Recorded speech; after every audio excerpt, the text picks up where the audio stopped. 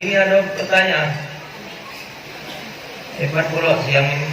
Pakai aduh, tanya pula, ayo lanjut. Baca jawab, ku jawab. Baca jawab, minta maaf. Lagi tahun berapa ibu di sekolah?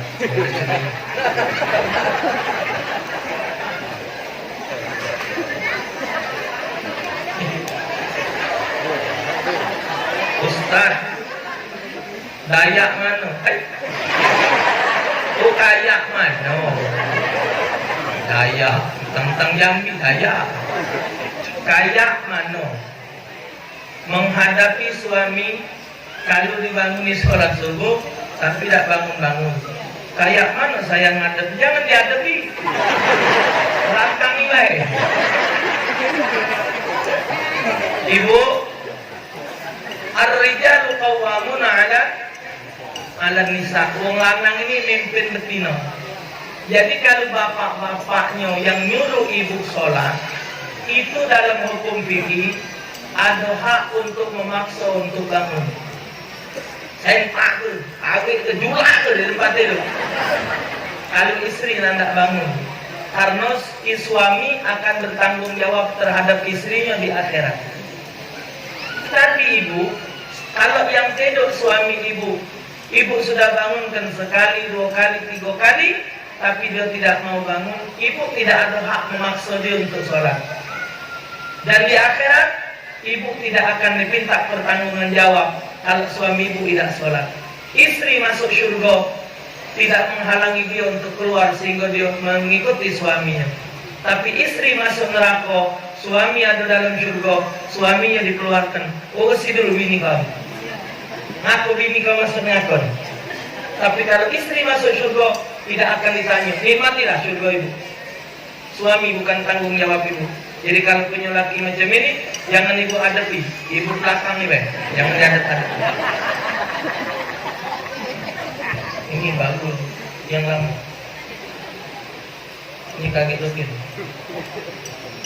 Oh, ini ada pakai, ini muda. Nah, ini budak muda ini nulisnya.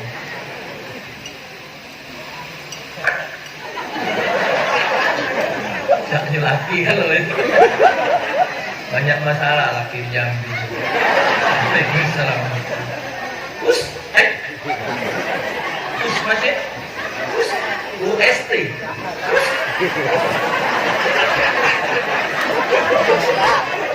Apa? Oh, maksudnya Ustaz.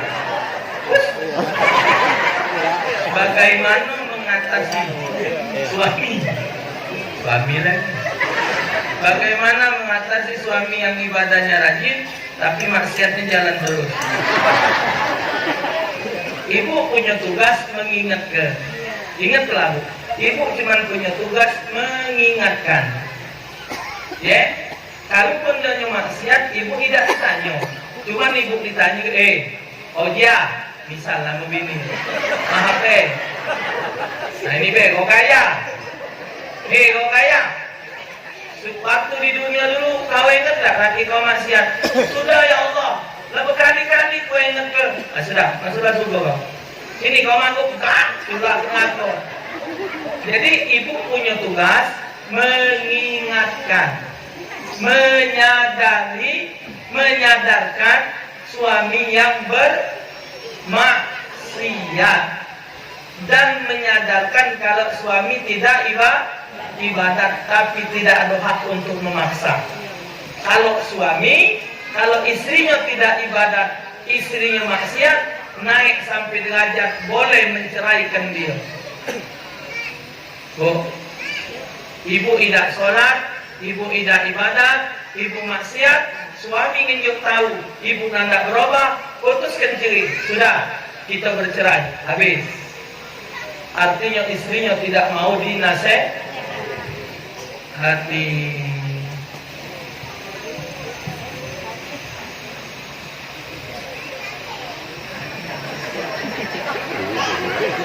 Waalaikumsalam warahmatullahi.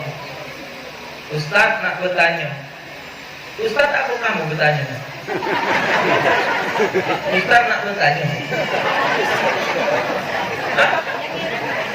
Siapa nak nanya? Kok ini nanya? Aku nak ibu Ustaz bertanya. Ustaz nak bertanya, ya Pak yuk. Kami ini bekerja di pemerintahan.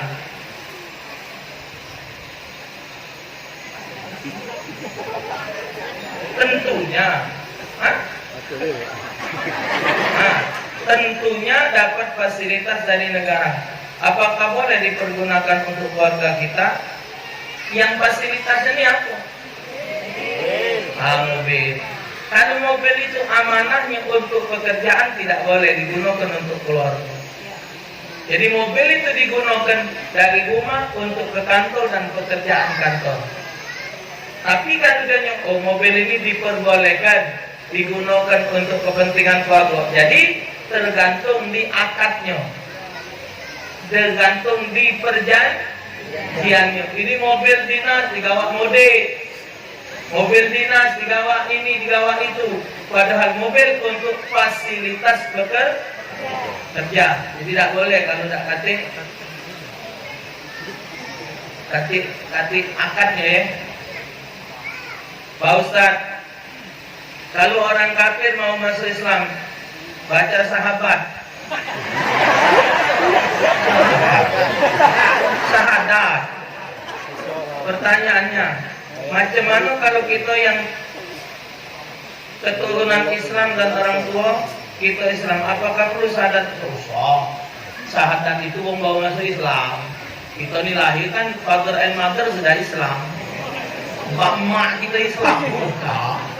Ini yang baru masuk Islam perlu syahadat. Yang sudah lahir Islam tak perlu. Yo, lahir ku boyak ku. Tinggal dikit lah. Bila tinggal separuh ya. Nasib kau baik. Ini nasib. Betul. Bolehkah sunat? Bolehkah sholat sunat ba'diyah digabung dengan sunat awabin wa sunnah wudu? Boleh tak digabungkan? Boleh tak apa-apa. Sholat sunat itu ada beberapa sholat sunat yang boleh digabungkan. Di antaranya, ibu masuk masjid ambil wudu. Masjid kan tahiyatul masjid. Sudah wudu kan sunat wudu. Boleh digabungkan. Usolli tahiyatul masjid ma'a sunnatul wudu boleh. Wa sunnatul wudu boleh. Boleh diniat kedua. 1-2 rakaat salat 2 niat atau 3 niat. Misal sunat wudu, tahiyatul masjid, qobliyah isya. Ibu masuk orang lagi azan masuk masjid, gabung ketiga itu tak apa-apa. Keterangannya dalam kitab Bughiyatul Mustarsyidin. Ibu nak salat sunat wudu, tapi ibu nak salat duha. Ibu gabung boleh. Salat duha dengan sunat wudu boleh. Sunat wudu dengan tahiyatul masjid boleh. Ibu malam bangun sunat wudu dengan tahajud boleh. Salat apapun dikerjakan di atas jam 12 itu namanya salat tahajud. Tidak perlu dengan niat usolli sunat tahajud. Sunat apapun sudah sunat tahajud namanya. Boleh tak apa? Keterangannya kitab Bughiyatul Mustarsyidin. Sholat ba'diyah digabung dengan awabin boleh. Kalau sholat subuh kesiangan langsung sholat subuh apa boleh pakai sholat sunat sebelumnya? Jadi kalau sholat subuh kesiangan tak boleh langsung sholat subuh, wudu dulu.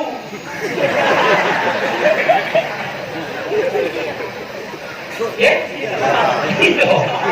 Bangun, wudu, kau sholat. Sudah usah sunat lagi.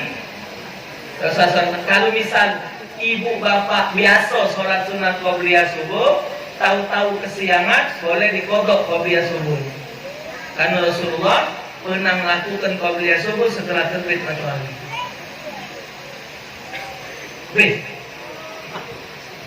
Dikit. Masih. Jangan kecil-kecil tulisannya. Ya salam. Waalaikumsalam warahmatullahi. Apa hukumnya suami dengan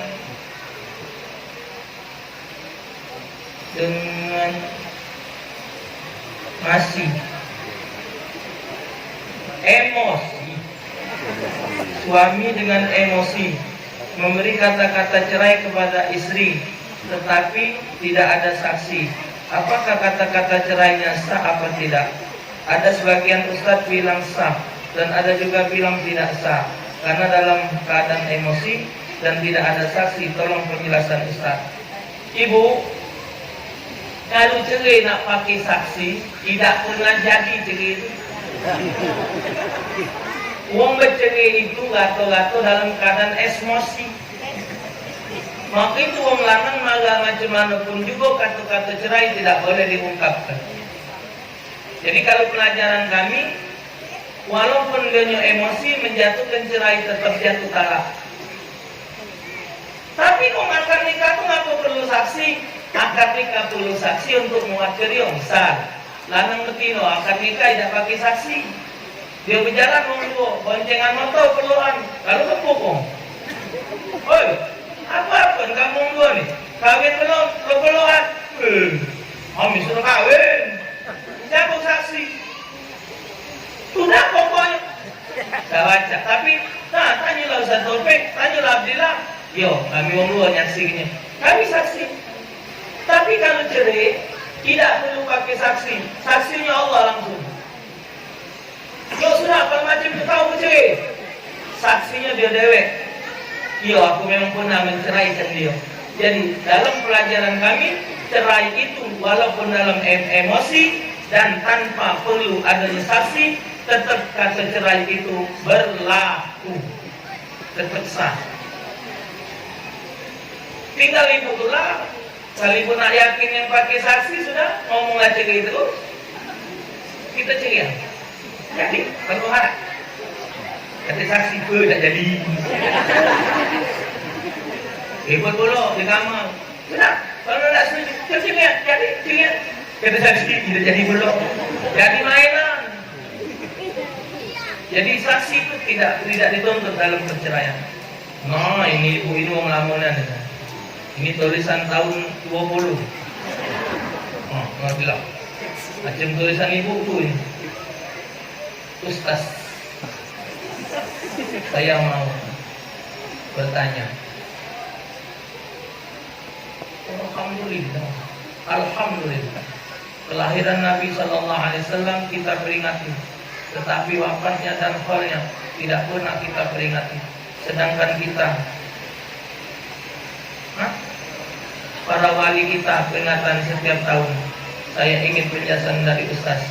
Kalau para wali meninggal, tapi kalau Nabi itu jasadnya yang meninggal, tapi pelajarannya hidup terus. Ya, jadi kenapa kita dianjurkan memperingati hari lahir Nabi Sallallahu Alaihi Wasallam? Karena kelahiran Nabi itu membawa rahmatan lil alamin, mengangkat martabat kita mulia sampai kita mulia di hadapan Allah Subhanahu Wa Taala. Walaupun Rasulullah meninggal, tapi pelajarannya tetap selalu kita hidupkan seakan-akan Rasulullah tidak pernah meninggal. Tapi kalau para wali, para ulama, kita peringati hari kematiannya bahwa jasa dia, para aulia tadi, para ulama tadi telah memberikan pelajaran kepada kita, sehingga kematiannya kita peringati terus supaya kita ingat dengan hasil apa yang sudah mereka perbuat selama mereka hidup. Wallahu a'lam. Waalaikumsalam warahmatullahi wabarakatuh. Pak Ustaz, saya punya adik yang tidak bisa berjalan, tumbuh total. Semua aktivitasnya dibantu seperti makannya, berpakaian DLL. Bagaimanakah dengan salatnya? Apakah gugur hukum untuknya? Mohon penjelasan Pak Ustaz. Baca lah, dia diajak ngomong tak baca.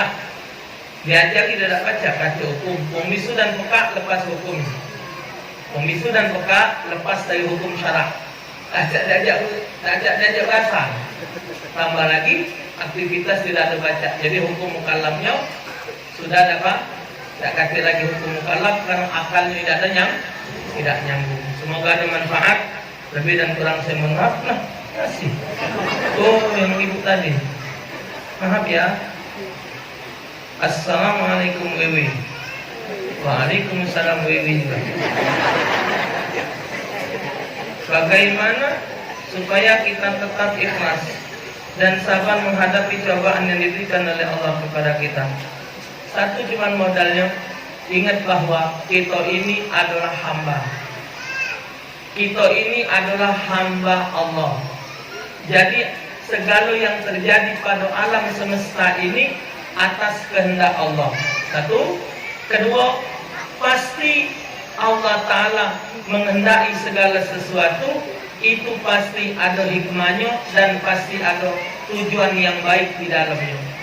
Jadi kita sebagai manusia ridha, karena firman Allah dalam hadits qudsi, man lam yasbir bi bala'i wa lam yashkur bi ni'ma'i wa lam yarda bi qada'i falyakhruj min baini ardi wa sama'i wal yatrud ghairi. Siapa tak sabar dengan ujianku, tidak syukur dengan nikmatku, tak ridha dengan ketentuanku, keputusanku, maka berlarilah dia dari bumi, langit dan bumiku, dan carilah Tuhan selain aku. Supaya kita ikhlas, kuncinya bahwa kita adalah milik Allah. Pasti yang memiliki sesuatu berbuat sesuatu kepada yang dimilikinya, sesuatu yang lebih baik bagi yang memilikinya. Insya Allah Allah tidak akan mencelakai dan menyusahai kita selama kita ridha dengan ketentuan dari Allah Subhanahu wa Ta'ala. Semoga ada manfaat. Lebih dan kurang saya mohon maaf. Pada Allah Ta'ala saya mohon ampun. Semoga pertemuan kita membawa rahmat dan keridhaan Allah Subhanahu wa Ta'ala. Ini ada pesanan dari salah satu jemaah, Pak Sekda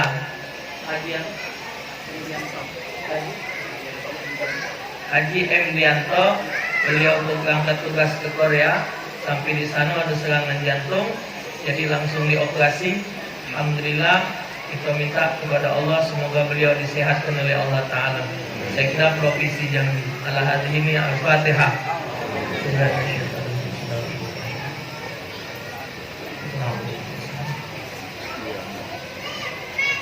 Bismillahirrahmanirrahim. Alhamdulillah shalli ala sayyidina Muhammad wa ala ali sayyidina Muhammad.